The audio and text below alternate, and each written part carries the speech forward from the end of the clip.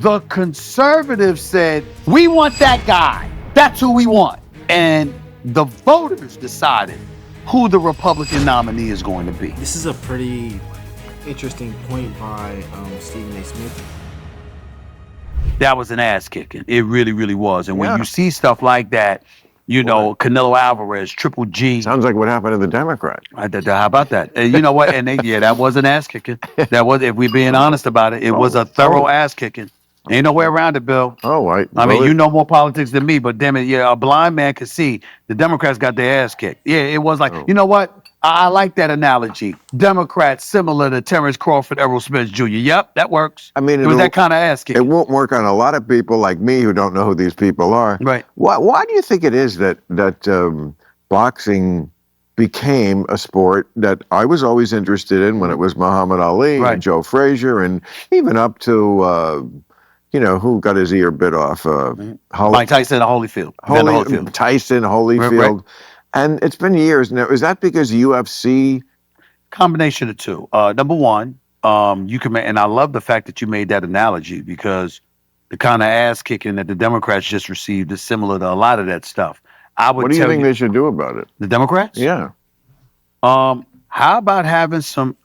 Listen, I like Wes Moore, governor of Maryland, but you have, to use your baseball analogy, you have no bullpen. Who is it? Trump's been the Republican nominee since 2016. Yeah. Okay. It is clear that that's who conservatives want in the White House. Okay. That's who they supported. They didn't give a damn about 34 indictments. They didn't give a damn about 2 impeachments. They didn't give a damn about all the legal issues and the lawfare that the Democrats engaged in. They said, Joe, that's who we want. This is the difference. And I said this to a lot of people, Bill.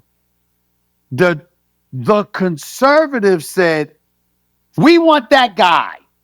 That's who we want. And the voters decided who the Republican nominee is going to be. This is a pretty interesting point by Stephen A. Smith. If you guys don't know, Stephen A. Smith is a sports broadcaster for ESPN and primarily the NBA. My name is Jojo. I run this reaction channel. So he's basically saying that the conservatives picked who they wanted to be president. In this instance, Donald Trump, whereas the Democratic voters didn't get to pick who they wanted to be president.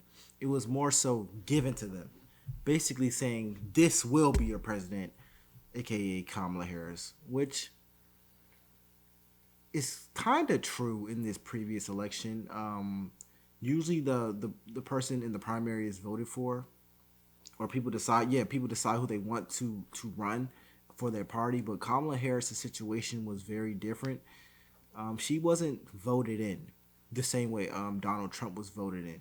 She was chosen. So I guess technically this would be true. When you look at the Democrats, they didn't do it with Obama. That's true. Okay? Didn't do what? They greased the skids. This is the person we want. It's her turn. It was Hillary's turn in 2016.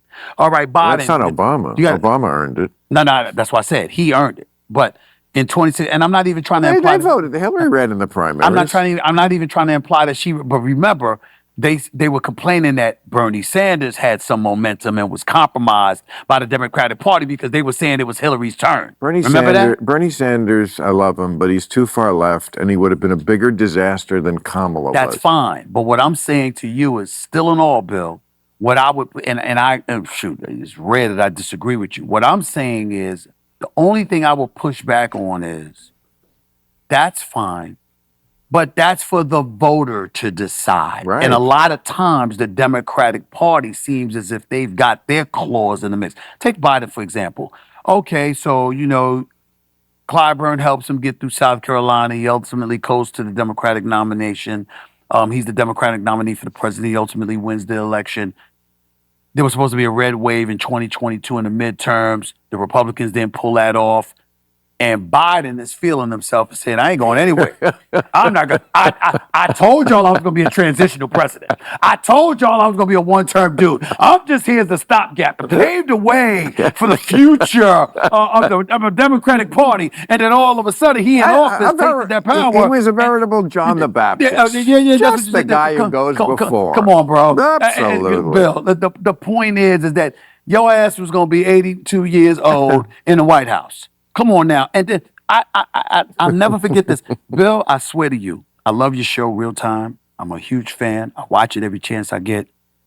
I have never. No, real fans watch it every week. You watch it every chance you get. I'm just fucking that's with just because I got multiple jobs. But here's the deal, Bill. But I TiVo it. I tell you that much. I DVR it, rather. TiVo. That TiVo, DVR. I'm going to send you a telegram about that. You told myself. Here's the deal, man.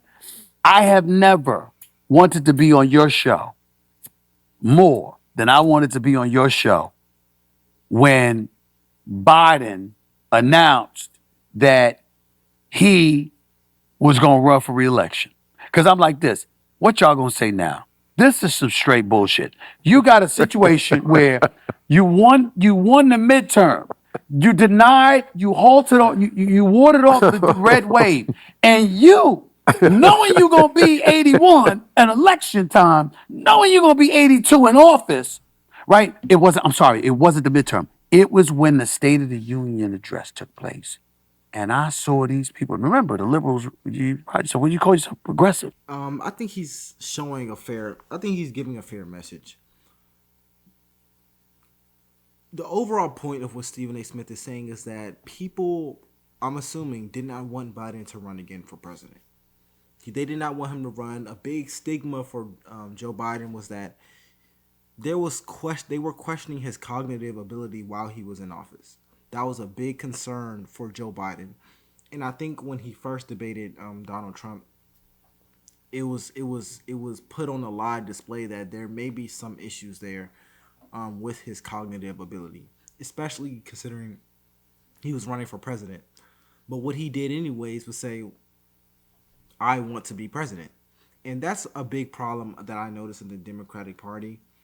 Rather than doing what's best for the people, it seems like they do what's best for themselves a lot of times.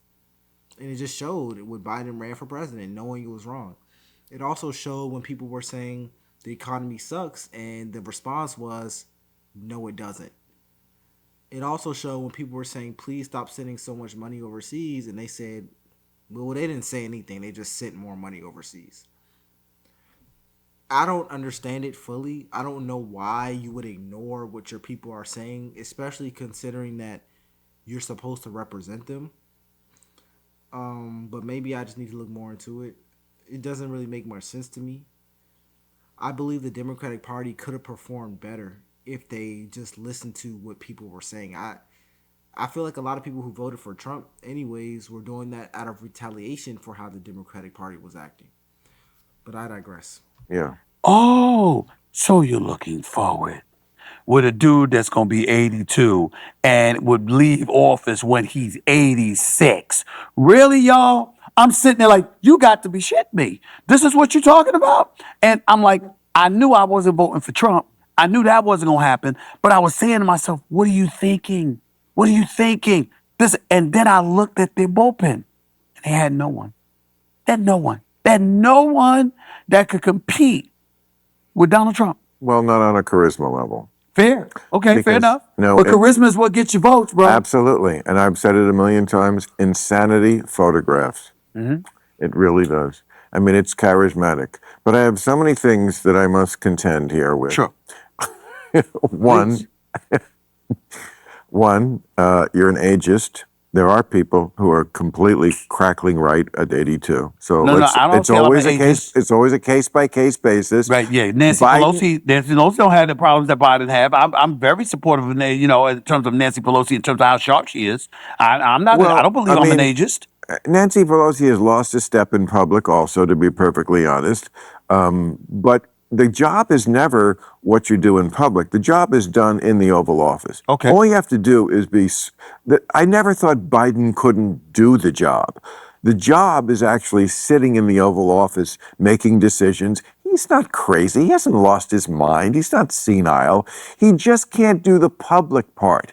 He never could do it well. And add the age thing, and you're going to get things like, I killed Medicare, or whatever the fuck he said. By the way, Trump, no one has been harder on Trump or more against Trump, blah, blah, blah. I don't have to establish my credentials. But he does do things once in a while that either make me genuinely laugh or make me genuinely go, "Oh, that's good." Yes. Like when he said that in that debate, he had a moment where he went, "I don't know what he said." And Exactly. And I don't think there. And I don't think he I knows don't what think he he said. know what he said. I And think it's we like, crack it up. That's what people love about him. Yes. It's like he's crazy, but crazy people don't have the time to pretend about shit. So all in all, he's basically saying people love Trump because Donald Trump gives off an air of honesty.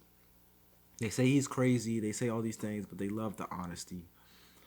And Trump is seemingly honest. I'm not going to say Donald Trump is an honest person because I believe politicians, I'm not going to go too deep into that.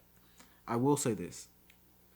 The difference between Donald Trump and his running adversary, Kamala Harris, was that a lot of Americans didn't fully know Kamala Harris.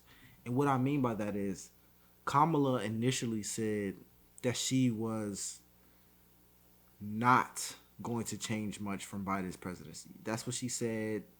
That was the first thing she said. Then she says she is going to change stuff. It will not be a continuation of Joe Biden's presidency. The reason I'm bringing up this situation is because what do you stand for? What do you represent as a politician? I'm not fully sure what you represent. All in all, I'm saying this because when it comes to Donald Trump, people feel as if this issue doesn't happen.